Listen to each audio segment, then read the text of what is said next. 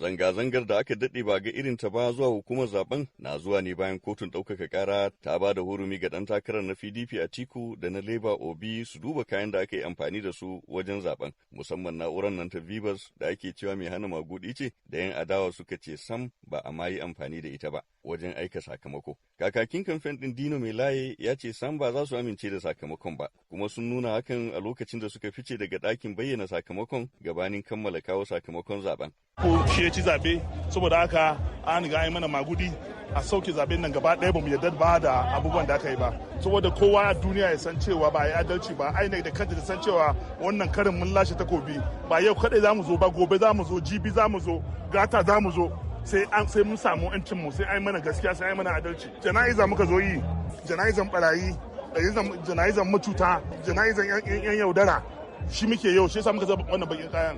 Dole duk duniya ta san cewa an cuce mu. Dole masu wanda za su zauna kan wannan maganan a Supreme Court da Court of Appeal su san cewa an cuce mu, su san cewa 'yan Najeriya sun nuna rashin yardar su, sun lashe takobi ba gudu ba ja da baya, wannan karin ba za mu yadda ba. Tawagar ta mika wasiƙa da ke kunshe da dukkan korafe-korafen 'yan adawar, inda kwamishina mai kula da wayar da kan masu kada ƙuri'a na hukumar Festus Okoye ya karba ya yi alwashin miƙawa ga shugaban hukumar Farfesa Mahmud Yakubu. That this commission is a listening commission. This commission is a public trust, and this commission belongs to the Nigerian people. Our allegiance is to the people of the Federal Republic of Nigeria. Hukumar nan ba ta ɗaukar umarni daga wajen kowace jam'iyyar siyasa, aikinta ga 'yan Najeriya ne. Za mu ɗau mataki kan sashen wasiƙar da ya shafi shari'a, kuma za mu duba dukkan abin da aka rubuta, in ji Okoye. In za a tuna bayan zaben 2011 gabanin zaben 2015, shugaba Buhari da kansa ya jagoranci irin wannan zanga-zangar zuwa hukumar zaben da samun rakiyar shugabannin APC karkashin John Odigi Oyegun, inda ya nuna shi ma sam ba su amince da sakamakon zaben 2011 ba, da bukatar lalle a yi adalci a zaben 2015, inda kuma cikin ikon Allah ya lashe zaben.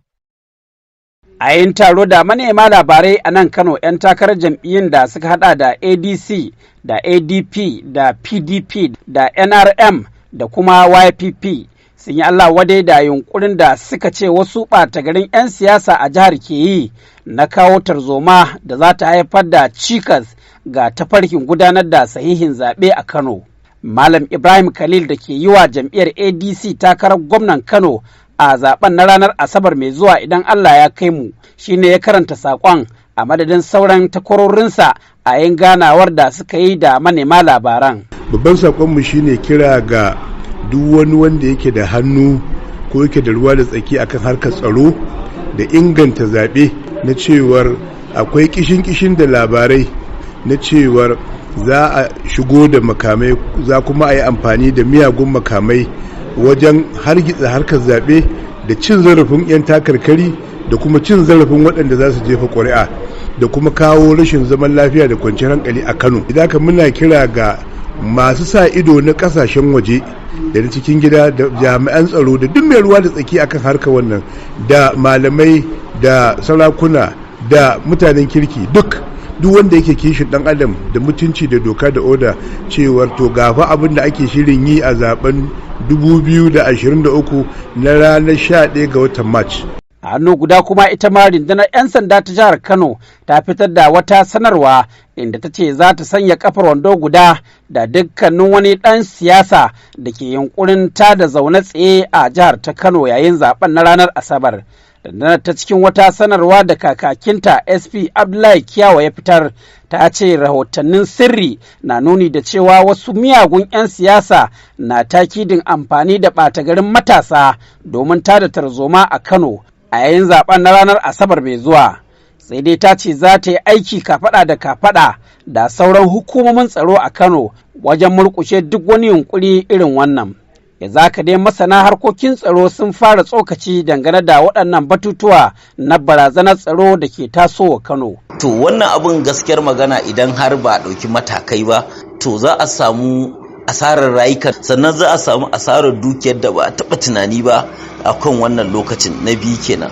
Sannan za a samu yanayi mawuyacin matsanancin yanayi wanda mutane za su shiga ba tare da buɗe kasuwanci ba tare da hanyar zirga-zirga shiga da fice ba. Talauci zai ƙara yaduwa. In dai aka bari wannan abin ya kasance kamar yadda waɗanda suke shirin yin wannan abin suka yi. Detective Awwalu Baladirmin yake nan mai sharhi a kan lamuran tsaro a Najeriya.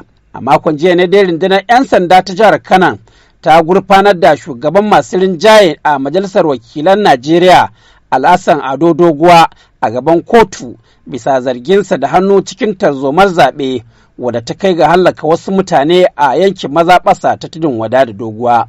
Yayin da shi ma zaɓaɓɓen ɗan majalisar tarayya a jam'iyyar NNPP daga mazaɓar Dala Aliyu Sani Madakin Gini ya amsa gayyatar rundunar dangane da tuhumar mallakar bindiga babu izini.